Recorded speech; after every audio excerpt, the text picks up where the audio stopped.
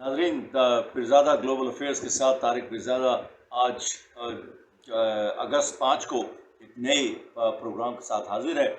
नाज़रीन, हम इस प्रोग्राम की इब्तिदा असल में न्यूयॉर्क टाइम्स की जो उसकी एक डेढ़ दिन पहले दी गई खबर से करते हैं, और अदारों ने भी, एजेंसियों ने भी इसकी ये इतला दी है कि वाइट हाउस ने यकीनन इस वक्त इजाज़त दी हुई है और अमरीकी फ़ज़ाइया अफ़गानी हुकूमत की मदद करने के लिए हरात में, ख़ास तौर पे हरात का जिक्र छोड़ते हुए लश्करगाह में और कंधार में, ख़ास तौर पर लश्करगाह में बमबारी कर रही है।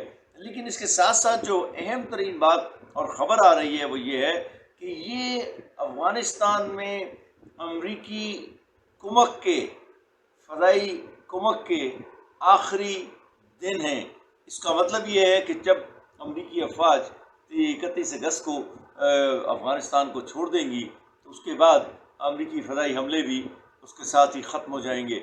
हम इसकी तस्दीक इससे ज़्यादा तो नहीं कर सकते कि ख़ुद अमरीकी ज़राए ये बात कह रहे हैं, लेकिन ये बात अशरफ गनी और उनकी हुकूमत के लिए बड़ी तशवीश की बाइस होनी चाहिए। और इसके साथ साथ तालिबान यकीनन इस खबर को मुस्बत तौर पर ही देखना चाहेंगे। इसके साथ हम ये भी देखना चाहते हैं कि आज लश्करगाह, कंधार और हरात में क्या हुआ। लश्करगाह पर जो अफगान फ़ज़ाइया की शदीद बमबारी हो रही है, वो रेडियो स्टेशन और टेलीविज़न स्टेशन जो कि सूबाई दारुल-हुकूमत, सूबाई गवर्नर के रिहाइशगाह से कुछ दूर पर वाक़ हैं, वहाँ पर ये बमबारी हो रही है। उनका ख़्याल है कि तालिबान को इस तरह इस बमबारी से तहस नहस कर देंगे कि शायद कोई तालिबान का कोई भी रुकन, कोई भी जंगजू वहाँ पर बाकी न रहे। देखते हैं क्या होता है। इसके साथ साथ शुमाल में तालिबान ने सूबाई दारुल-हुकूमत, एक सूबाई दारुल-हुकूमत सरायपुर पर कब्ज़ा कर लिया है। ये बड़ी अहम बात है। तालिबान का 10 में से 9 पुलिस स्टेशनों पर, 9 अज़ला पर कब्ज़ा है। ये बात भी बड़ी पेशरफ्त की निशानदही कर रही है तालिबान के हवाले से। और हम ये भी देखना चाहते हैं कि जोजान पर, वो भी शुमाल का इलाका है, 3 महीने से तालिबान के हमले जारी हैं, जबकि बेशतर अज़ला जंग के बगैर तालिबान के सामने हथियार डाल चुके हैं।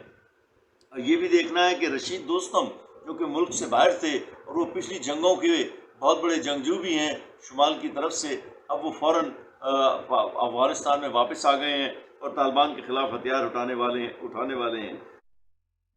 नाज़रीन, इसके साथ साथ हम देखते हैं कि अमरीकी वज़ीर ख़ारजा टोनी ब्लिंकन का लहजा बड़ा तल्ख़ होता जा रहा है। अगरचे इस एतराफ़ के साथ वो जो भी बात कह रहे हैं, इस एतराफ़ के साथ कर रहे हैं कि हाँ, अमरीका अफ़गानिस्तान से तो जा रहा है, लेकिन हम तालिबान को ये इंतबाह करते हैं कि अगर उन्होंने अपनी जुल्म और बर्बरियत अफ़गानिस्तान में जारी रखी और हुकूक का, लोगों के हुकूक को का एहतराम न किया, तो फिर उनको आलमी सतह पर एक पैराया स्टेट, एक अछूत रियासत बना कर रख दिया जाएगा, उनको काट कर रख दिया जाएगा और उनको दुनिया में एक अलहदा रियासत के तौर पर ज़िंदा रहना पड़ेगा। ये उनका मतलब था।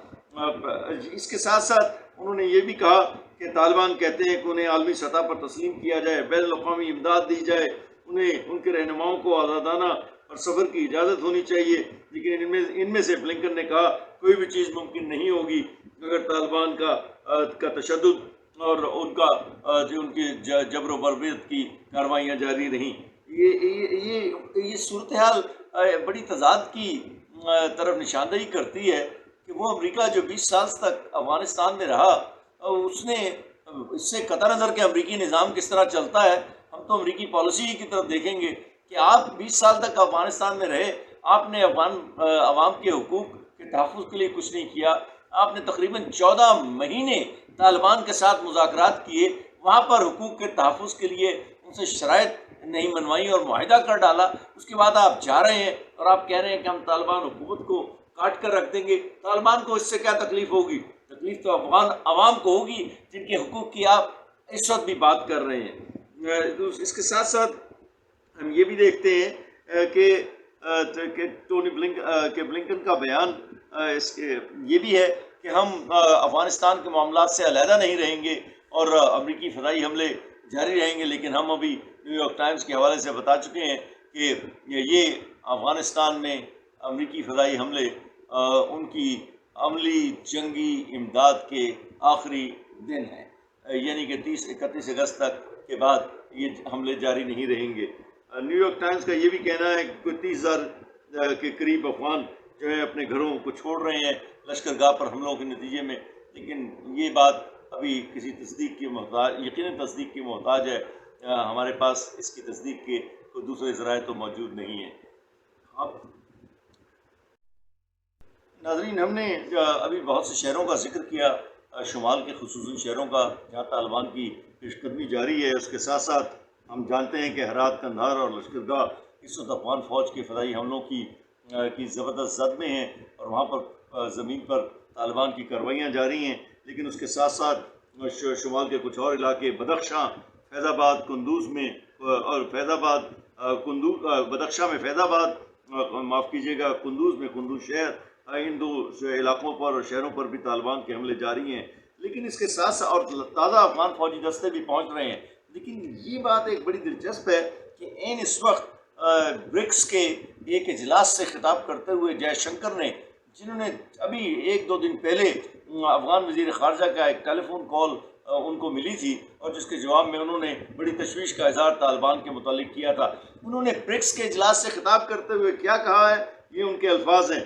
انہوں نے اور یہ اصل میں افغانستان میں مداخلت کا ایک بڑا منصوبہ معلوم ہوتا ہے، وہ کر سکیں یا نہ کر سکیں دوسری بات ہے، منصوبے کی پوری کڑیاں ہمارے سامنے کھل کر آ گئی ہیں۔ وہ کہتے ہیں کہ ہمیں، جے شنکر کہتے ہیں برکس کے اجلاس سے خطاب کرتے ہوئے، ہمیں ایک واضح، مربوط اور ڈفرینشیٹڈ عدم تمیز پر مبنی طالبان کے افغانستان میں ممکنہ قبضے کے خلاف جواب کی ضرورت ہے۔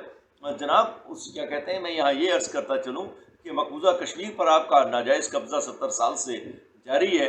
آپ افغانستان کے لوگوں کی جنگ جو کہ غیر ملکی فوجوں کے خلاف اور ایک ناجائز اور غیر منتخب حکومت کے خلاف ہے، اس کے خلاف تو آپ کو جواز نظر نہیں، اس کے متعلق تو آپ کو طالبان کا کوئی حق اور جواز نظر نہیں آتا، لیکن آپ کو کشمیر میں 8 لاکھ بھارتی فوج کے ساتھ کشمیریوں کو قتل عام کا جواز نظر آتا ہے۔ سوچنے کی بات ہے مسٹر جے شنکر، اس پر بار بار سوچئے گا۔ جے شنکر نے مزید کہا کہ طالبان کے قانونی جواز اور ان کے علاقے میں دہشت گردی کو فروغ دینے کے کردار پر بھی ہم سوال اٹھاتے ہیں۔